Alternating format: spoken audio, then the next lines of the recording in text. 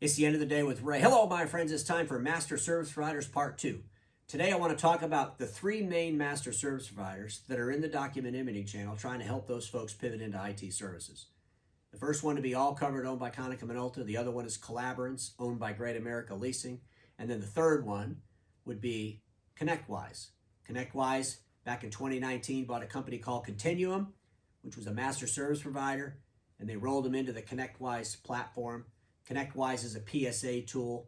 They're a software tool that IT service providers use all over the world to manage their IT business.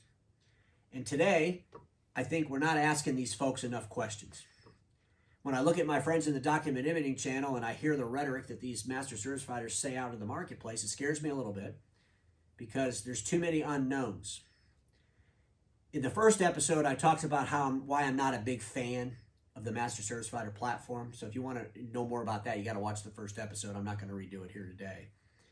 But the bottom line, folks, is we as an industry have to do more due diligence. And when I say we, I'm talking about the dealer community. There has to be more due diligence. We can't just start accepting things that we're hearing from other dealers without substantiating that with some facts. And we can't just let master service providers talk to us holistically and believe everything they're telling us is the truth without any kind of backup to any of it. And so today I'm hoping I can ask some questions, I can feed some thoughts into your minds so that when you see these folks out in the marketplace, you can actually ask them some questions. And then, hey, look, it's up to you. You're the dealer. Do whatever you want. But, I shared in the first episode how the train wreck between Office Depot and CompuCon, they bought them for $1 billion, sold them for $305 million, wiped out $695 million, total disaster. One of the criticism of the Office Depot president was he didn't do enough due diligence. Sounds to me like Office Depot had the same policies that we see in the imaging channel. Let's not focus on what's not working. Let's go grab some opportunities and throw it on top of what's not working. And I don't want you all to do that with IT services because it's a deadly mistake, not only for your business, but for those customers, those end users that you're trying to protect and serve. IT is not about print. Customer runs out of toner, their world doesn't end. Customer gets hacked, customer goes through turmoil because of some stupidity that you did. That's not going to help you grow your business in the marketplace. It'll destroy your business, let alone from the financial impact of the lawsuits you'll probably get. So let's just jump in there and talk about these three. So are there threats with the three masters? And we got All Covered, owned by Konica Minolta. I think there is a huge threat there. Let me just talk about the threat. The threat is that Konica Minolta, in my mind, is going to get rid of their direct operations. Okay. Now, when I say threat, that doesn't mean it's an actual going to fact tomorrow. It's not a reality. It's a threat. Okay. Konica spun off, got rid of 19 offices that were direct. I'm not the only one that believes they're going to get rid of all their direct operations in our space. So this is a real threat. If they get rid of the direct operations, what happens to All Covered? What happens to all the dealers that were using All Covered to deliver IT services into the marketplace? It's a question that Konica really needs to answer. There's some other questions I'm going to ask of all of them in a minute, but that's the main one. That's the thing I want you to think about. And I wrote at the bottom of this slide, is the value of the diversified asset greater before the core is compromised by innovation or a miscalculation of relevance? Does it make more sense for Konica Minolta to spin off All Covered now? Or wait till another OEM says, hey, Konica Minolta, we're buying you up. And we want you to get rid of all your direct operations. And by the way, we need you to spin off All Covered because we have no intention of delivering IT services or anything that's in that portfolio. Get rid of all of it. If they say that, what happens? Are they willing to walk away from as much money as Office Depot walked away from CompuCon? Do we even know what All Covered's revenue is? Do we know if All Covered could be supported on its own without the print business paying any of the bills? Do we know any of this? Do we ask Konica any of this? Maybe we should. The BTA organization, the CDA organization, all these peer groups, it's one thing to get together and share best practices with each other, and I think you should continue to do that. That's a home run. Just make sure you substantiate what people are telling you. But the other purpose of those groups was to hold accountability to the OEMs and the people that you bought things from that you delivered out into the marketplace. The power of one it was, right? The unity of all these business owners coming together and holding these people accountable. I've been to meetings where we have OEMs on the stage and they're not asked any questions. I'm quite honestly, I believe they probably get the questions before they show up. We'll see them on the industry analysts doing some interviews every now and then. How long do those interviews take? You know, how many days do they spend deciding what questions they're going to be asking of each other? Does the OEM just show up and let Andy ask him whatever he wants? Probably not. If he does, that'd be fantastic. Maybe Andy can do a video and share that with the world, exactly how it works. But the bottom line is we got to start asking some questions to these OEMs. We're in the disruption of our life. Why in the world are we not looking for what's not working? And why are we not addressing it? It's really silly when you think about it. Collabrance, wholly owned by Great America. And you know, Great America Leasing, when they did this thing with Collabrance, I was super excited about this, folks. I really was. I thought this was awesome. It's delivering the future of the present. They're way ahead of themselves. This is fantastic. Let's help dealers deliver IT services. It's been about 12 years. In ENX blog, you click on the Managed Services tab. Collabrance published an article in December of this year, or last year, and they talked about how they had 40 plus employees. 40 plus employees, that should describe the size of Collabrance. Milton has 40 employees as an MSP in Nashville, and he's doing $10.8 million. Collabrance with 40 employees as a wholesaler of services, what should they be doing? 5 million, 7 million, 6 million? Are they doing $1 million? Nobody knows. Has anybody ever asked? I'm asking. Because, folks, the bottom line is the Great America Leasing, what percentage of their business is leasing A3 equipment? You know, prematurely upgrading customers that our industry's been doing forever. Let's go sell them another A3 and finance it. All the leasing companies made lots of money doing that. That's being threatened. That's being threatened by folks like Tech Data who now offer financing. That's being threatened because we're going to start selling stuff for a whole lot less money and the financing is going to be a whole lot less. It's being threatened. As Great America's Leasing's core deliverable of leasing A3 equipment is threatened, can Collabrance stand on its own? Is Great America better off getting rid of Collabrance now or waiting until they have to do something with the leasing company? Are they going to buy another leasing company? Is another leasing company going to buy them? Folks, I know everybody's going to say, oh, no, we're not, you know, some of these folks will jump up there and scream, we're never going to sell anything, we're privately owned, that's the way we're going to stay, and blah, blah, blah. That's all fine and dandy, but no one can ever say never. And in our industry where we're changing every single second, saying never, well, doesn't really make a whole lot of sense anymore. So there will be opportunities presented to all these folks. The question is, when these decisions are made with these folks, how do those decisions affect your business as a dealer using some of their assets? This is just common business sense in my mind. Continuum owned and consumed by ConnectWise. And, you know, I got to tell you, folks, I'm a big ConnectWise fan. And, you know, the Continuum piece, now that they don't call it Continuum, it's all kind of consumed up in there. It's one of their deliverables. But I'm not a fan of master service providers, episode 1. But ConnectWise software, obviously, there is no better software in my mind if you want to get into IT services. I'm familiar with it. I used it. It's a great software. They have probably the world's largest software provider for IT services companies. But the same thing. Is ConnectWise going to get to a point where they decide, hey, this master service provider stuff, that model doesn't really fit with us. We're really a software company.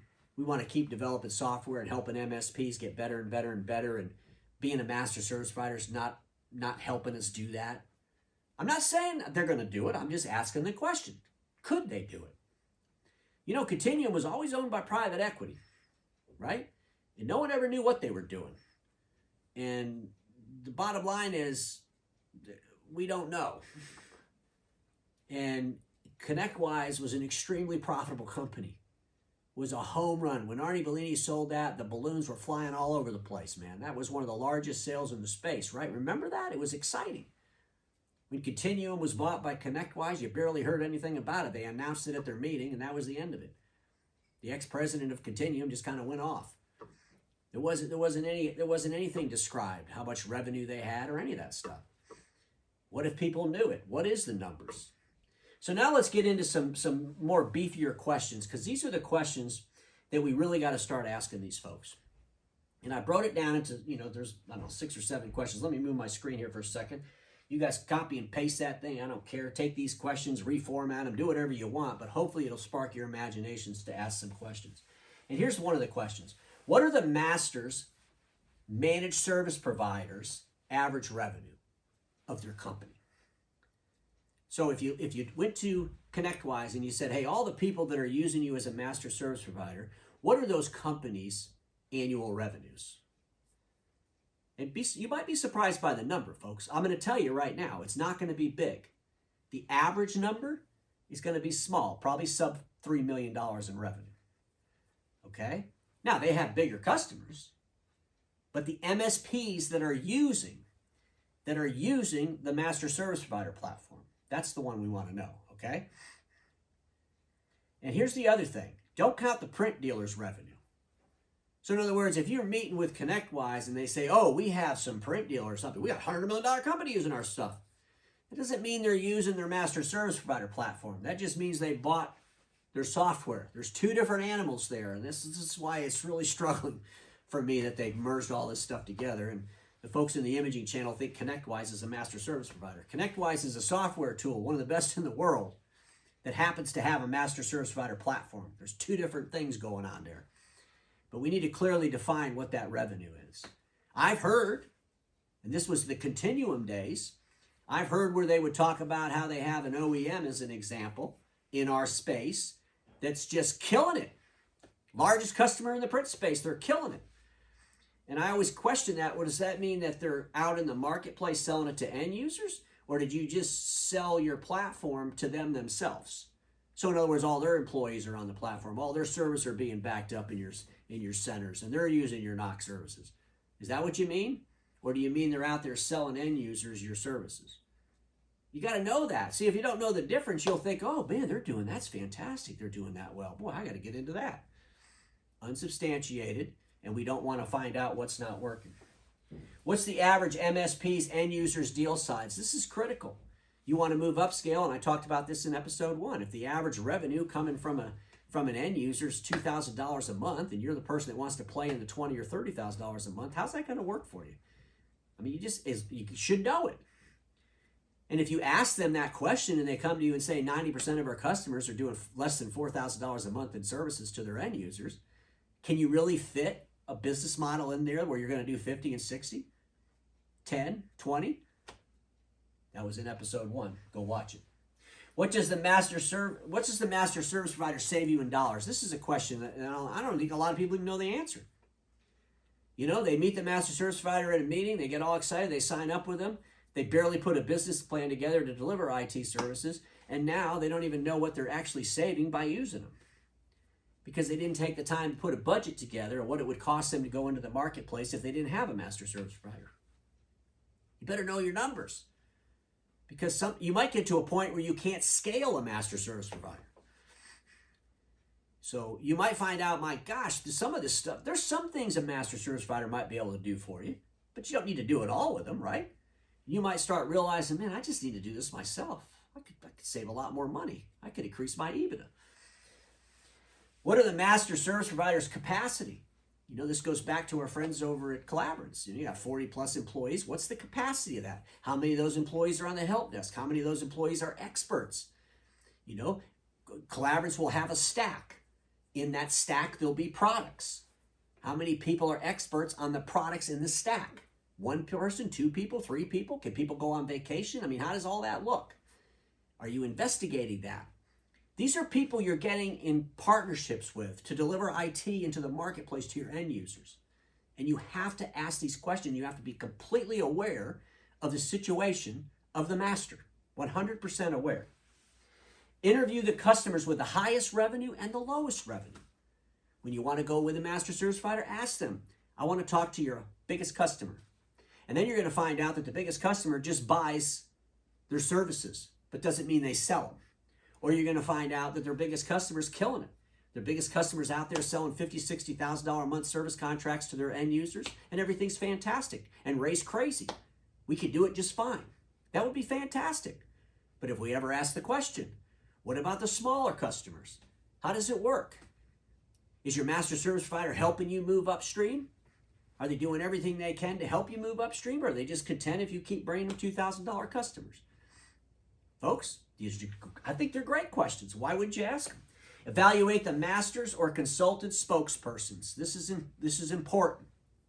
I was recently at a meeting and there was some people talking, and it was like a commercial for a consultant. and none of it was substantiated. You know, we're doing so great. We're so glad we have, and this is unbelievable. Everything's fantastic. Our life's so much better. But what does that even mean? So ladies and gentlemen, look, you have the peer groups. You all get together. Start substantiating each other. And more importantly, start asking your OEMs, start asking your software partners, start asking your master service partners, start asking your leasing companies questions. When they come to your venues and they sit on the stage, ask them questions. If they tell you you got to give them the questions before they show up, tell them they can't come and call another OEM leader. If the OEMs can't answer a question, if the software companies can't answer a question, if the master service providers can't answer a question, all they have to do is say this. Based on an NDA, based on circumstances right now, I can't answer that question, because that could be the answer. Nothing wrong with that. Nothing wrong with somebody saying, hey, Ray, I can't answer that question. I can't tell you what our average revenue of our end users is. I just can't tell you that. Well, when they say that, we could all ask ourselves, why can't they tell us that? What could possibly be the reason? Well, that could be the answer. Ladies and gentlemen, there's a lot to think about, and I know as we move into 2022, and we're going to start going through this year, right? It's going to be over before we know it. We're going to run into obstacles. We're going to run into stuff that's not working. We're going to run into opportunities, but before you jump on those opportunities, please make sure you're not afraid to ask questions to substantiate any of the noise you might hear. Because everybody watching me knows this. Status quo is the killer of all that'll be invented. Don't get stuck in status quo, and I'll see y'all tomorrow.